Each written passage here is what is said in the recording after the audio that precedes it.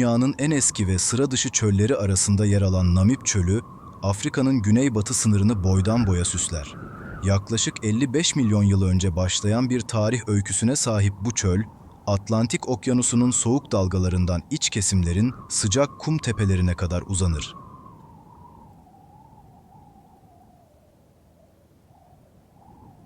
Namib, yerel dillerde sonsuzluk anlamına gelir ve bu ad, çölün uçsuz bucaksız, büyüleyici manzaralarını mükemmel bir şekilde yansıtır. Namib Çölü'nün geniş ve gizemli dünyasına hoş geldiniz.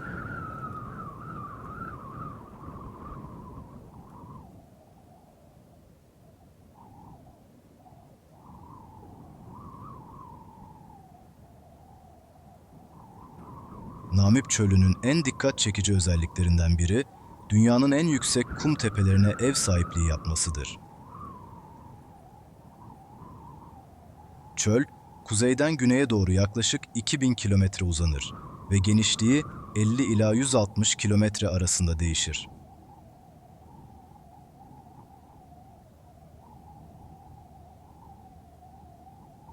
Bu kum tepeleri, rüzgarın etkisiyle sürekli olarak şekil değiştirir ve bazıları 300 metreye kadar yüksekliğe ulaşır.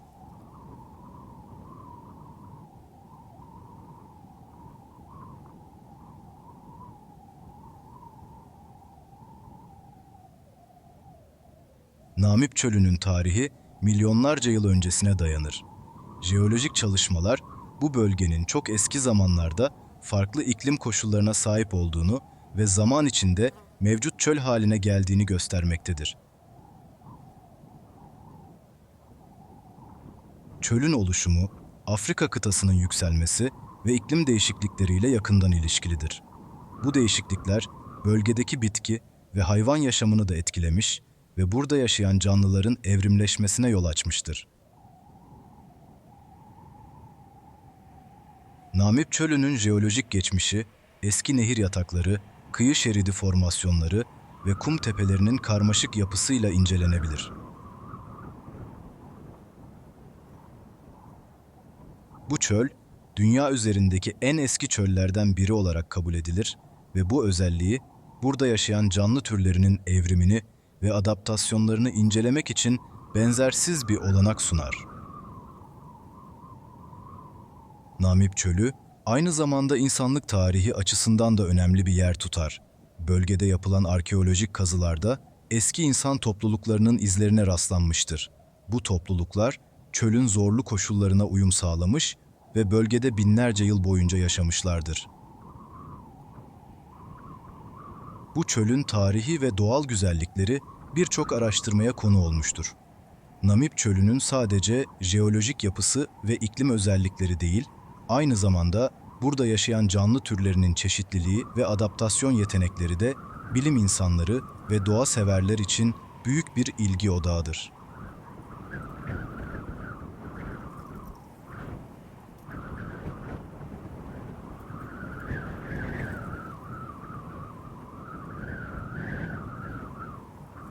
Namib Çölü, sınırlı su kaynakları ve aşırı sıcaklık gibi zorlu koşullarına rağmen bazı özel memeli türlerine ev sahipliği yapmaktadır. Bu memeliler, çölün zorlu koşullarına uyum sağlayabilmek için benzersiz adaptasyonlar geliştirmişlerdir.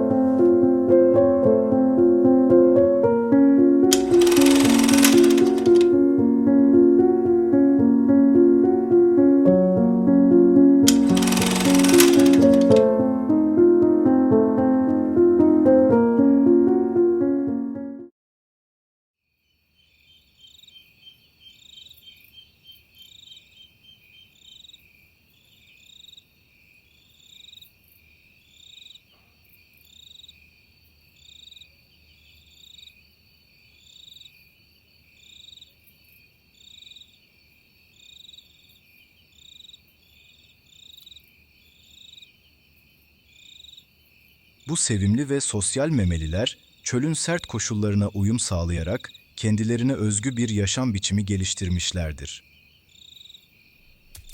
Mirketler son derece sosyal hayvanlardır ve 20-30 bireyden oluşan gruplar halinde yaşarlar. Bu gruplar karmaşık sosyal yapılar ve iş bölümü ile karakterizedir. Grup içindeki bireyler yavru bakımından yiyecek aramaya, gözcülükten yuva inşasına kadar çeşitli görevleri üstlenirler.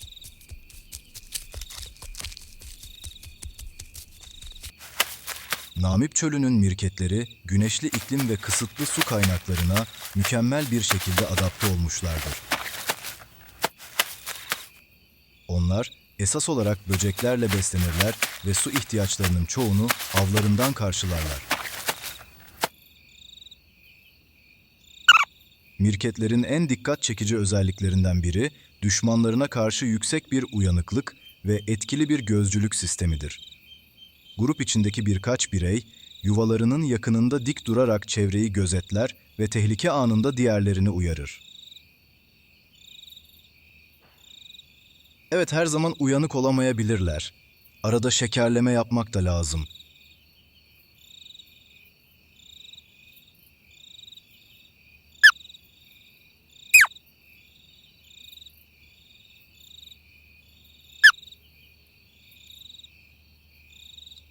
Mirket yavruları, yetişkinler tarafından hayatta kalmayı ve avlanmayı öğrenirler. Bu eğitim süreci, oyunlar ve taklit yoluyla gerçekleşir. Mirket yavruları, yetişkinlerin davranışlarını taklit ederek çevrelerini tanımak ve tehlikelerden nasıl kaçınacaklarını öğrenmek için bolca zaman harcarlar.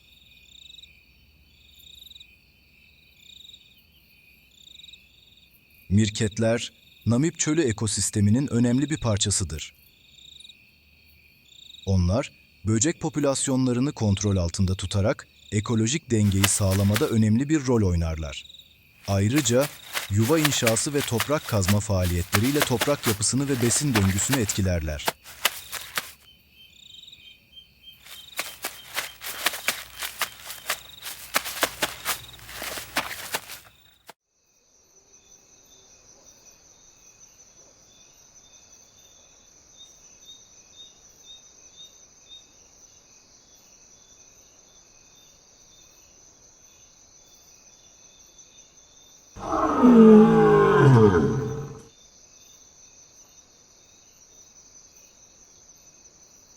Namib Çölü'nde yaşayan çöl aslanları, zorlu koşullara uyum sağlamış nadir aslan popülasyonlarındandır.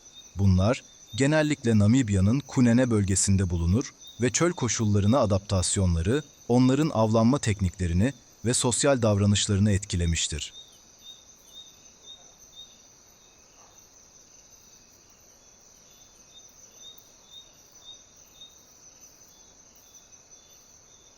Bu aslanlar, suya nadiren erişebildiklerinden, avlarından elde ettikleri sıvılarla susuzluklarını giderirler. Çöl aslanları, geniş ve açık çöl alanlarında etkili avcılar olabilmek için özel avlanma teknikleri geliştirmişlerdir.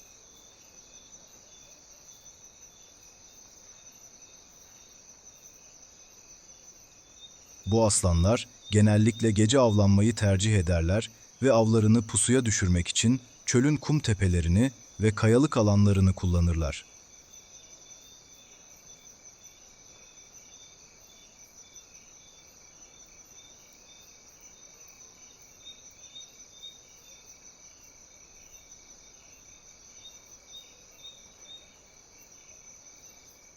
Ayrıca bu aslanlar uzun süre susuz kalabilme yeteneğine sahiptirler.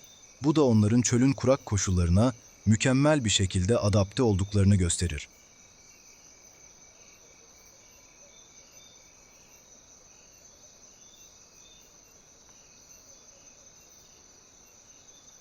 Namib Çölü'ndeki aslan popülasyonu, bölgenin biyolojik çeşitliliği için önemli bir unsurdur. Aslanlar, ekosistem içindeki av popülasyonlarının denge içinde kalmasına yardımcı olurlar.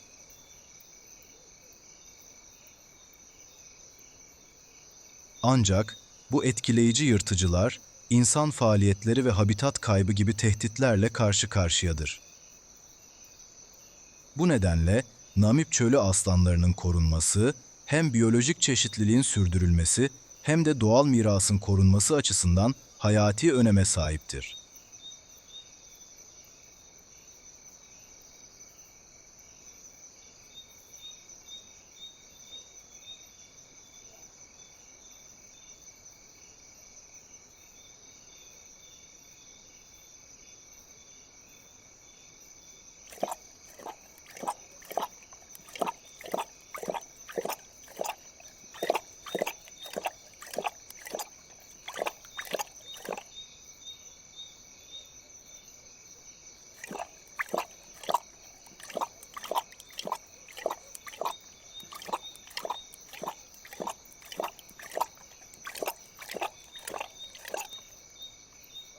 Çöl çakalları, Namib çölünün zorlu şartlarına uyarlanmış, her yere yayılmış bir çakal türüdür.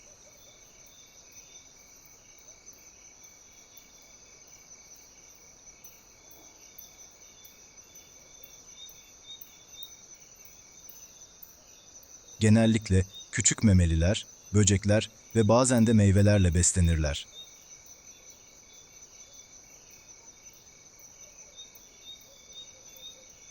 Çöl çakalları, sert iklim şartlarına adapte olmuş, gece avlanma gibi davranışsal değişiklikler gösterirler.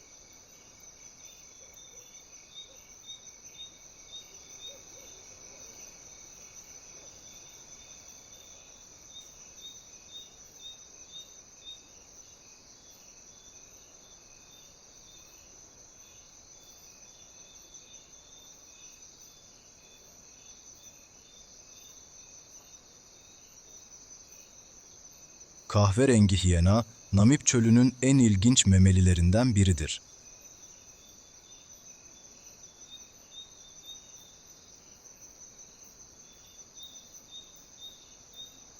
Bu sırtlanlar genellikle ölü hayvanlarla beslenir ve gece avlanırlar.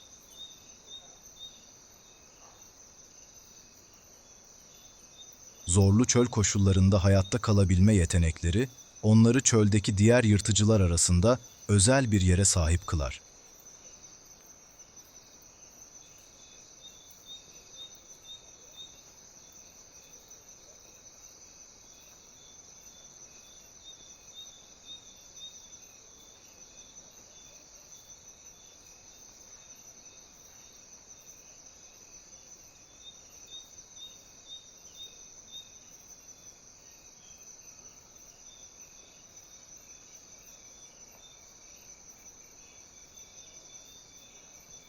Namib çölünde sıkça rastlanan bir diğer memeli Oryx antilopudur.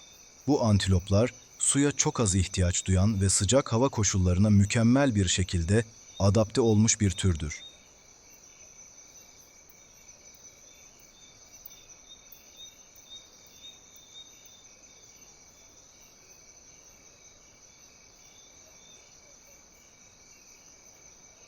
Uzun bacakları ve güçlü bedenleri onların çöldeki kum tepelerinde kolayca hareket etmelerini sağlar.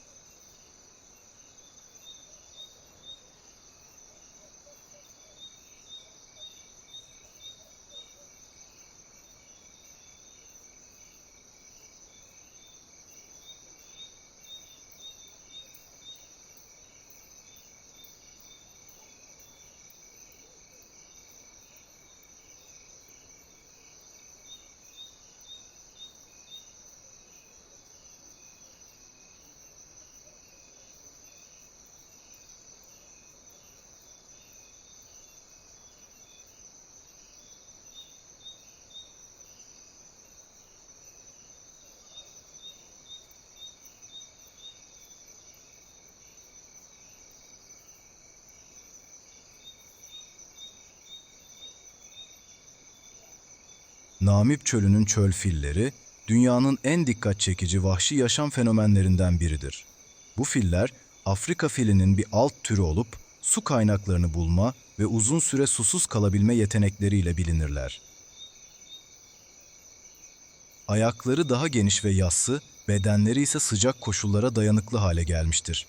Çöl fillerinin bu özel yetenekleri, onların çölde kilometrelerce su aramalarını ve hayatta kalmalarını sağlar.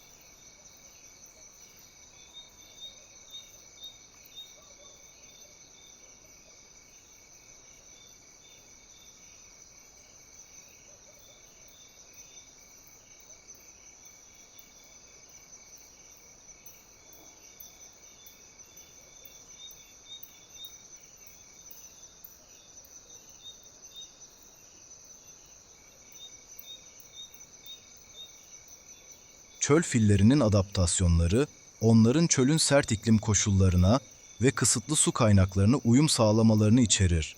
Bu hayvanlar, su bulmak için olağanüstü bir yeteneğe sahiptirler ve genellikle su kaynaklarına yakın bölgelerde dolaşırlar. Ayrıca fillerin derileri, sıcak çöl güneşine karşı koruma sağlamak için özel olarak gelişmiştir.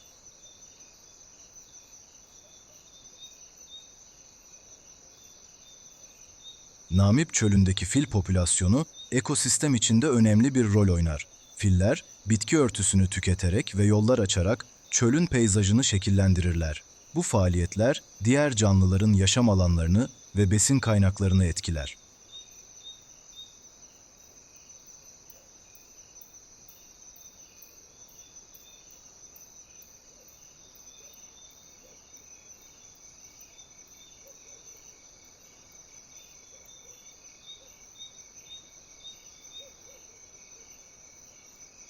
Çöl fillerinin yaşam alanları, iklim değişikliği ve insan faaliyetleri nedeniyle tehdit altındadır.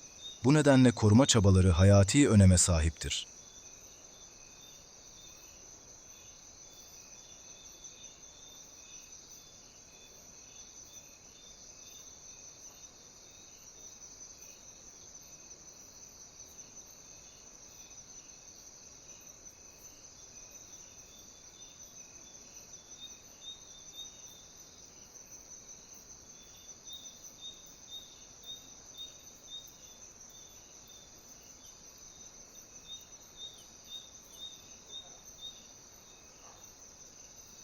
Namib Çölü, zorlu koşullarına rağmen bazı zürafa popülasyonlarına ev sahipliği yapar.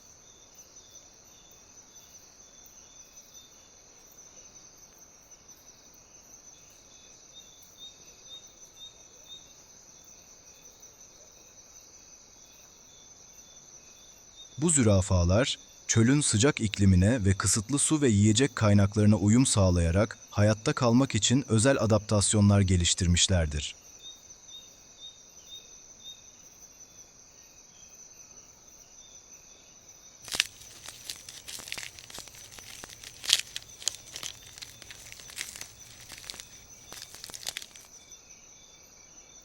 Namib Çölü'nde yaşayan zürafalar genellikle küçük gruplar halinde veya bireysel olarak dolaşırlar.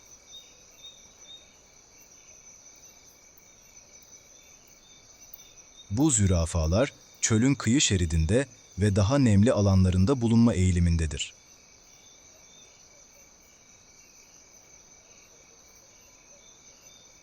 Yüksek boyunları ve uzun bacakları onların ağaçların daha yüksek dallarındaki yapraklara ulaşmalarını sağlar. Bu da çöl gibi yiyecek kaynaklarının sınırlı olduğu bir ortamda hayati bir avantajdır. Namib Çölü zürafaları su kaynaklarına nadiren erişim sağlayabildiklerinden su ihtiyaçlarını büyük ölçüde yiyeceklerinden karşılarlar. Ayrıca bu zürafalar yüksek tuzlu ve nemli bitki örtüsüne uyum sağlamış bir sindirim sistemine sahiptirler. Yüksek ve geniş perspektifleri onlara çevredeki avcılara karşı erken uyarı avantajı sağlar. Namib Çölü'ndeki zürafa popülasyonu ekosistem içinde önemli bir rol oynar. Onların beslenme alışkanlıkları bitki örtüsünün çeşitliliğini ve dağılımını etkileyebilir.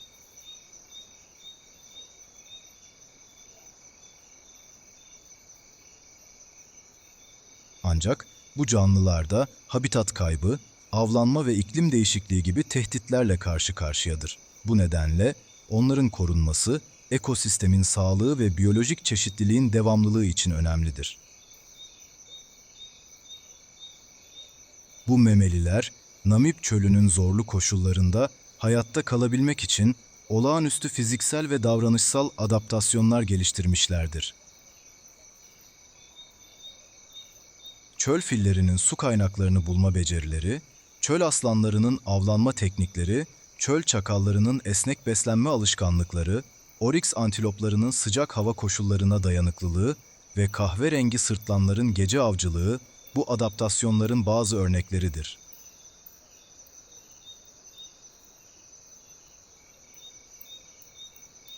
Namib Çölü, dünyanın en sıradışı ekosistemlerinden biridir ve bu çölde yaşayan canlılar, zorlu koşullara adapte olmak için çeşitli ilginç yöntemler geliştirmişlerdir. Çölün yüksek sıcaklıkları, kısıtlı su kaynakları ve kum fırtınaları gibi ekstrem koşulları, burada yaşayan canlıların hayatta kalabilmek için özgün adaptasyonlar geliştirmesini gerektirmiştir. Namib Çölü'nde yaşayan kuşlar, çölün kum tepelerine ve kısıtlı su kaynaklarına özelleşmiş, beslenme ve üreme alışkanlıkları geliştirmişlerdir.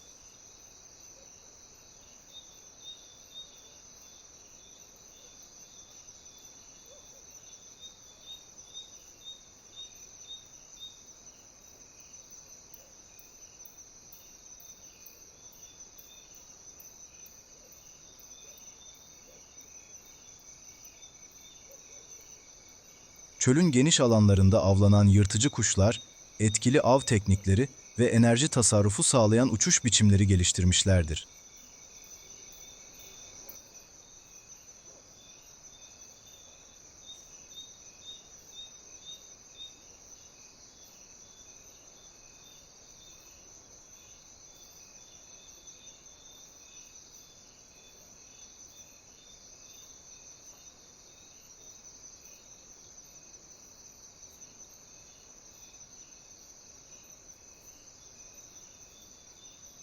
Çölde yaşayan sürüngenler, genellikle gece aktif olup, gündüz sıcağından kaçınan yaşam döngüsüne sahiptir.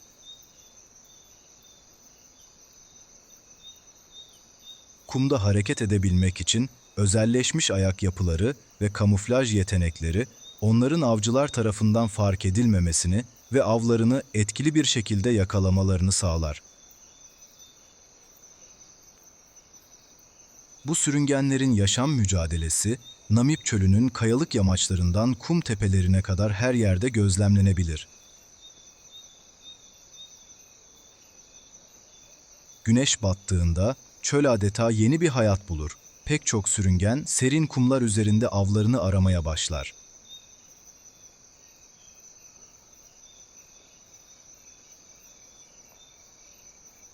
Bu canlılar sert çöl ortamında su bulmak ve nemli kalabilmek için de çeşitli yöntemler geliştirmiştir. Bazıları sabah erken saatlerde yoğun sisin getirdiği nemden faydalanırken, diğerleri kuraklıkta hayatta kalabilmek için vücutlarını minimum su tüketimine adapte etmiştir. Namib Çölü'nde yaşam zorluklarla doludur, ancak bu sürüngenler çevrelerine mükemmel bir şekilde uyum sağlayarak bu ekstrem habitatın bir parçası haline gelmiştir.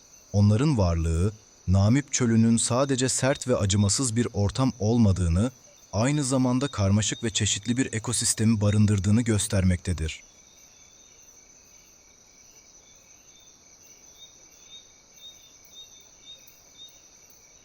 Namib Çölü'nde yaşayan böcekler, sıra dışı su toplama yöntemleri geliştirmişlerdir. Özellikle sabahları sis damlalarını toplayarak su ihtiyacını karşılayan böcek türleri, bu çölün en ilgi çekici canlılarından biridir.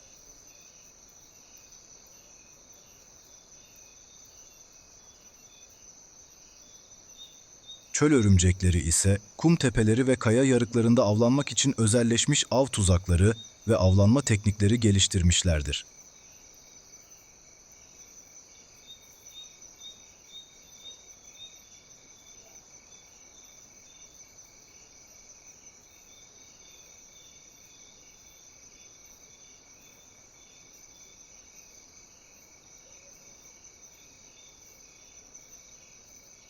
Namib çölünde yaşayan bu canlılar, zorlu koşullara adapte olma konusunda evrimin çarpıcı örneklerini sunar.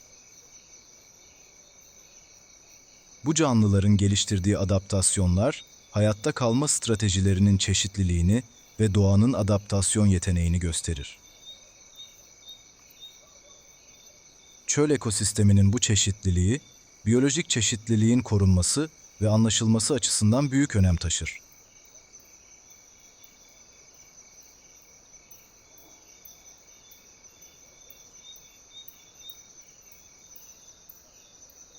Bu özgün canlı toplulukları, Namib Çölü'nü sadece zorlu bir yaşam alanı değil, aynı zamanda biyolojik çeşitlilik açısından zengin bir habitat yapar.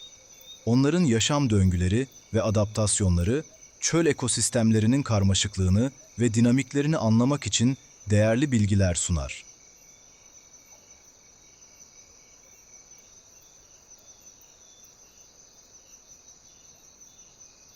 Namib Çölü, dünyamızın en eski ve en dikkat çekici doğal harikalarından biridir.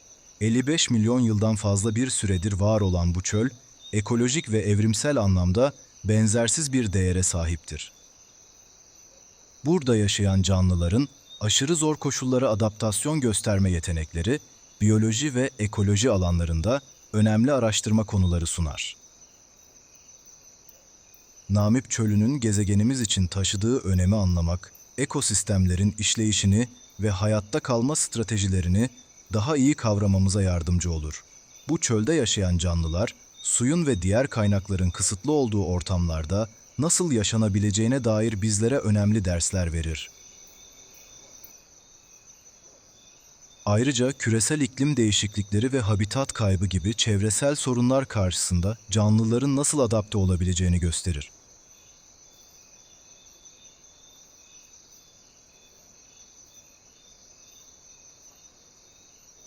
Namib Çölü aynı zamanda dünya üzerindeki ekosistemlerin çeşitliliğinin ve karmaşıklığının bir simgesidir. Bu çöl, doğanın zorlu koşullar altında bile nasıl inanılmaz bir çeşitlilik ve dayanıklılık sergileyebileceğini gözler önüne serer.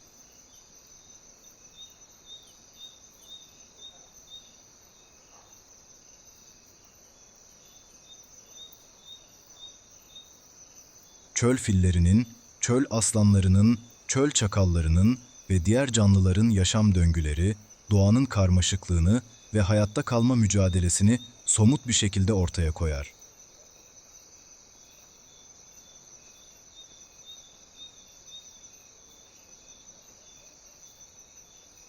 Namib Çölü'nün korunması, bu eşsiz habitatı ve içindeki canlı türlerini gelecek nesiller için muhafaza etmek anlamına gelir.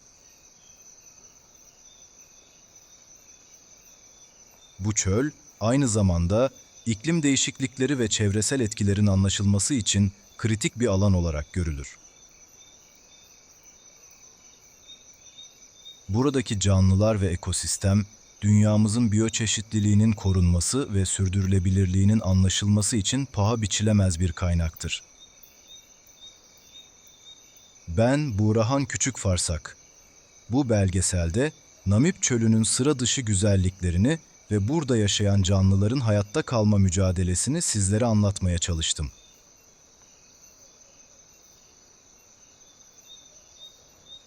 Bu doğa harikasının korunması ve değerinin anlaşılması hepimizin ortak sorumluluğudur.